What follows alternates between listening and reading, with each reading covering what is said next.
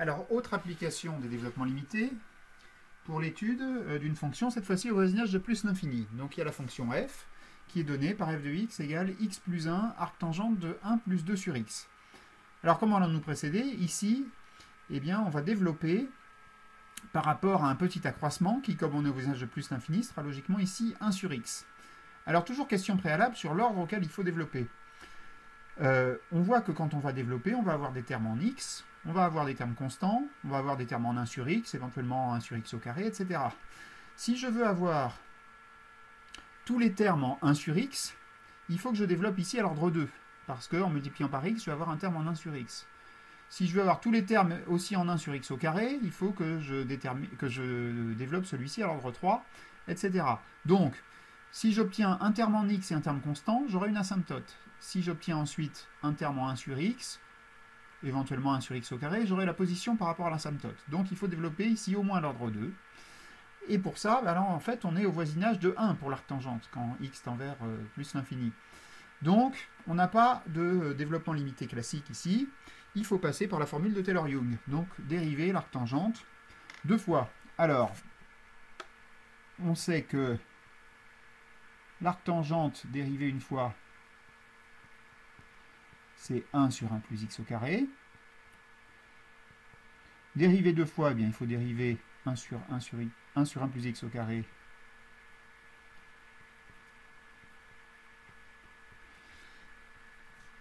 Et ça nous donne, eh bien, moins 2x, dérivé du dénominateur, avec un signe moins, sur le dénominateur, au carré.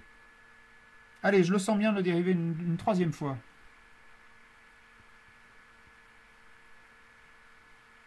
Dérivé 3 fois. Alors, là c'est la dérivée d'un quotient.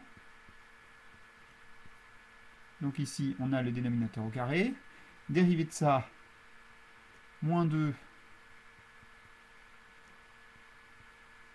fois le dénominateur, moins ce terme-là, moins 2x, donc ça va faire plus 2x. Et il faut dériver le dénominateur. Donc ça va faire 2, 1 plus x au carré, 2x. Alors on voit qu'il y a 1 plus x au carré qui va se simplifier. Ici on avait une puissance 4. Donc ça fait ici une puissance 3. Et les termes, eh bien, en x au carré qui nous reste. Ici, on en a moins 2, et ici, on en a 2 fois 2, 4 fois 2, 8. Donc, ça va faire 6x au carré. Et puis, on va avoir des termes constants. Ici, on va avoir moins 2. Et puis ici, eh bien, on n'a pas de terme constant. Donc, 6x au carré, moins 2. Alors maintenant, ça veut dire que arc tangente prime de 1, puisque c'est à ce point-là que ça nous intéresse, ça nous fait 1 demi. Arc tangente seconde de 1, qu'est-ce que ça nous fait? Moins 2 sur 1 plus 1, 2 au carré, moins 2 sur 4, moins 1 demi. Et puis, la dérivée troisième,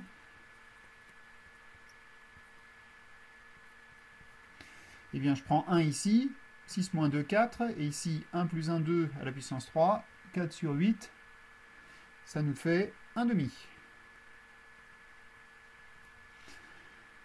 Alors maintenant, on a tout ce qu'il faut pour développer l'arc tangente à l'ordre 3. Allons-y. On va faire directement avec f de x.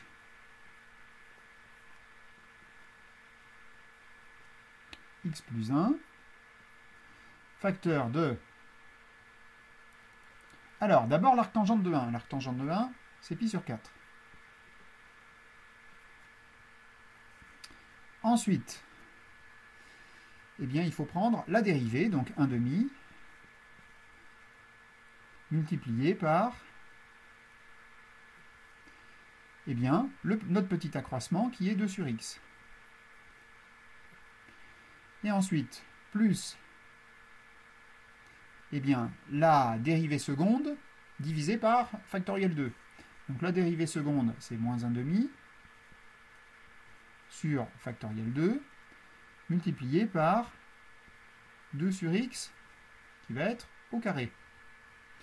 Et puis l'ordre 3, donc la dérivée troisième,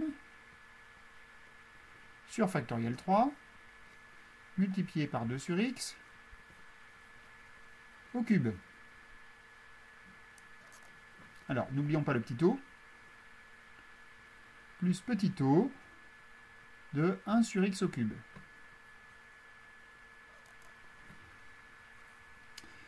Alors, on va calculer ça. On ne développe pas pour le moment. X plus 1, facteur de pi sur 4, plus 1 sur x. Ici, je vais avoir un signe moins. Je vais avoir 4 divisé par 2 et 2, avec un signe moins. Donc ça me fait moins 1 sur x au carré.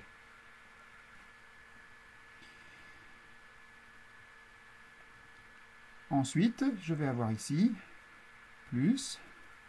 Alors, qu'est-ce que j'ai? Au numérateur, j'ai 2 au cube, c'est-à-dire 8. Au dénominateur, j'ai 2 fois 6. Donc 8 douzièmes, autrement dit, plus 2 tiers. Avec x au cube ici. Plus petit o de 1 sur x au cube. Alors maintenant, il faut développer ça et garder les termes qui vont jusqu'à 1 sur x au carré.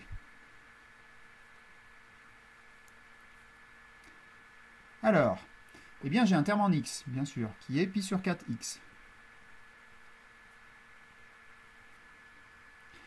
Alors, terme constant, eh bien je vais avoir deux termes constants, puisque je vais avoir, quand je multiplie x par 1 sur x ici, quand je multiplie 1 par pi sur 4. Donc je vais avoir plus pi sur 4 plus 1. C'est mon terme constant. Alors maintenant le terme en 1 sur x. Qu'est-ce que je vais avoir comme terme en 1 sur x? Donc je vais avoir x fois moins 1 sur x2, donc moins 1, et puis je vais avoir 1 fois 1 sur x, plus 1. Oh, pas de chance, il s'annule. Heureusement, j'ai été prévoyant et j'ai développé un ordre de plus. Donc, allons-y pour les termes en 1 sur x au carré. Eh bien, je vais avoir, qu'est-ce que je vais avoir comme terme en 1 sur x au carré? Je vais avoir le x multiplié par 2 tiers de x3, donc 2 tiers. Et puis, je vais avoir le moins 1. Et puis, je termine avec petit o de 1 sur x au carré. Nous avons donc le développement suivant pour la fonction f. Et ça, eh bien, ça nous prouve que la représentation graphique de f admet une asymptote qui a pour équation y égale pi sur 4x plus 1 plus pi sur 4. Et ça nous dit de plus, à cause de ce terme-là, qui nous donne la position par rapport à l'asymptote, qu'on est au-dessous de l'asymptote. Et je vous fais remarquer une chose, c'est que l'étude, on l'a faite au voisinage de plus l'infini, mais dans tout ce qui a été fait, ça aurait pu être aussi bien au voisinage de moins l'infini. Donc on a la même asymptote en plus l'infini et en moins l'infini. Donc nous avons une droite de ce type, et ce que nous pouvons dire, c'est que la représentation graphique au voisinage de plus l'infini et de moins l'infini aura cette allure. Bien sûr, nous n'avons pas d'informations supplémentaires sur ce qui se passe entre moins l'infini et plus l'infini. Il s'agissait que d'une étude, entre guillemets, locale, au voisinage de plus et de moins l'infini. Troisième exemple, il s'agit de la fonction f définie par f de x égale x chx moins shx divisé par chx moins 1, qu'on étudie au voisinage de plus l'infini.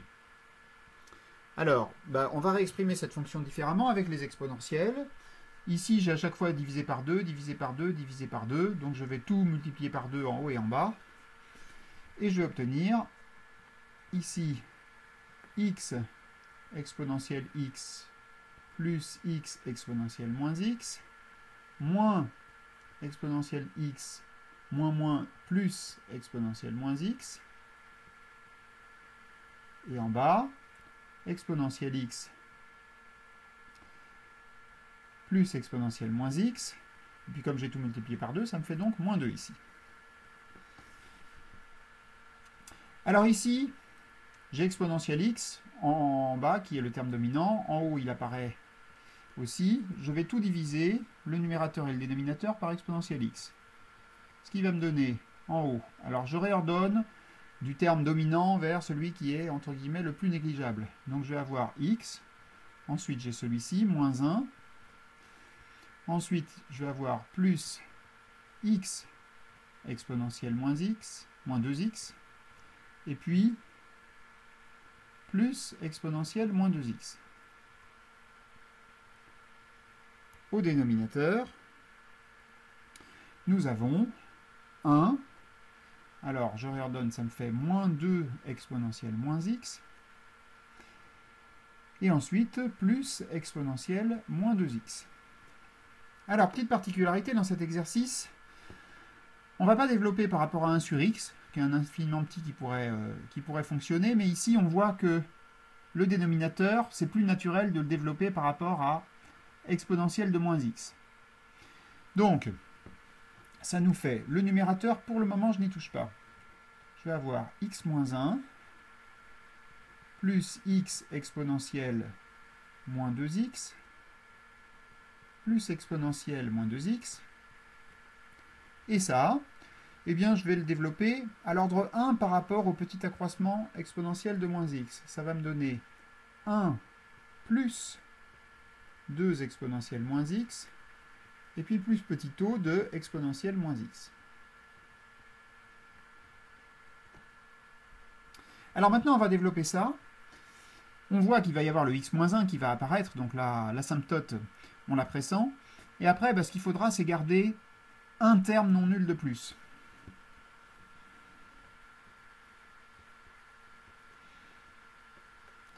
Donc, on va avoir x-1. Et puis évidemment, tous les termes suivants sont des termes qui vont tendre vers 0. Quel est celui qui va être le plus important? Ici, on va avoir du x multiplié par exponentielle moins x. Le reste, c'est négligeable par rapport à x. Et puis, ici, le reste, c'est négligeable par rapport à exponentielle moins x. Donc, ça va nous faire plus 2x exponentielle moins x. Et puis tout le reste, eh bien, ça va être négligeable devant tout ça. Donc on a ici quelque chose qui est négligeable. Si je multiplie celui-ci par celui-ci, négligeable devant x exponentielle moins x. Celui-ci par celui-ci, on l'a déjà pris, ces deux-là. Et après, tous les autres, en fait, ne vont pas être à prendre en compte par rapport à ça. Donc je peux dire que ce qui reste, c'est un petit o de x exponentielle de moins x. Alors c'est un développement limité qui n'est pas tout à fait classique, parce qu'on n'est pas avec des puissances de x ou même avec des puissances de 1 sur x.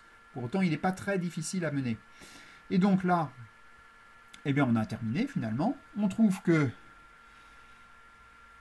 la représentation graphique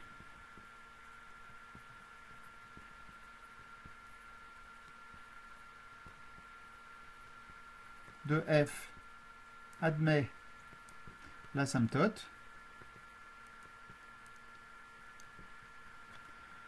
y égale x-1 en plus l'infini.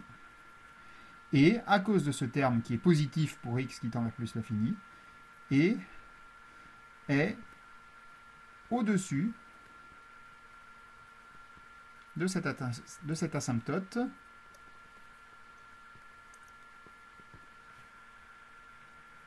au voisinage de plus l'infini.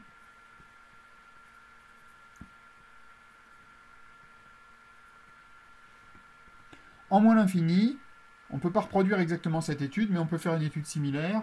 Mais là, ça va être exponentielle moins x qui va être dominant par rapport à exponentielle de x. Ceci termine les 3 exemples qui permettent d'illustrer comment on peut utiliser des développements limités pour l'étude locale ou l'étude asymptotique d'une fonction. À bientôt.